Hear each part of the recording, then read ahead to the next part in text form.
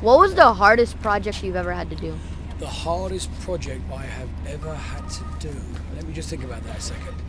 I think it would possibly be my very first show.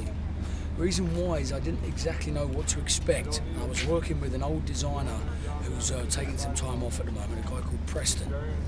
And he devised and designed this huge wraparound bookcase that went up both sides of a French door and across the top. It's not that hard to build, really, but I'd never been on the show before. Yeah. I didn't know how long things took to get ordered, and I worked 36, 48, 54, 62 hours non-stop.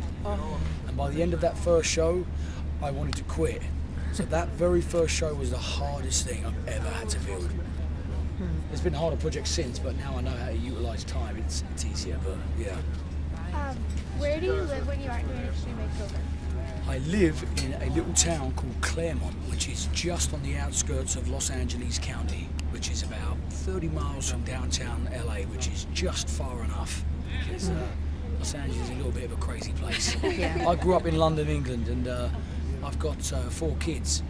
And although I had a good upbringing in London, there was a lot of mischief and trouble to get into. I don't want my kids getting into trouble, so we live in a very quiet little town, which my kids will probably hate when they get to being teenagers. Why do we live here, Dad? There's nothing to do.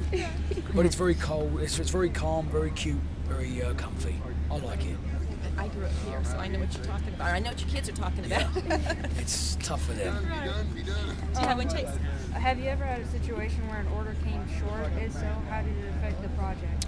I tell you what, big man, we have quite a lot stuff come up short most shows. You know, we could be shingles short, it could be siding, it could be bricks, it might not be enough concrete. Believe it or not, there's always something short most shows, and it's just the good of the people.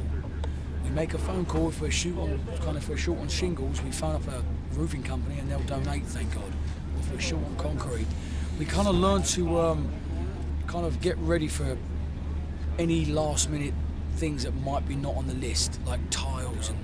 But you can never plan for the unexpected totally. But we like to try and think we cover every base. But most of the stuff we're usually short on is concrete. This build, thank God, we've had no shortness of anything yet. Touch wood. We're not finished yet, so I don't want to jinx us. Yeah. That's good to hear. Next question.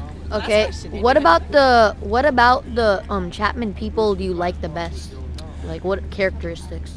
I think pretty obvious for me. It's they don't give up. I mean, Dad was shot in the neck in Iraq and nearly died, and he didn't give up. Comes back home, wants to give his kids a good life. He brings his nephew in because his nephew's having a bad upbringing with his parents, so takes him under his wing. Then a tornado comes through and flattens their house, yet they didn't give up. They just kept on going.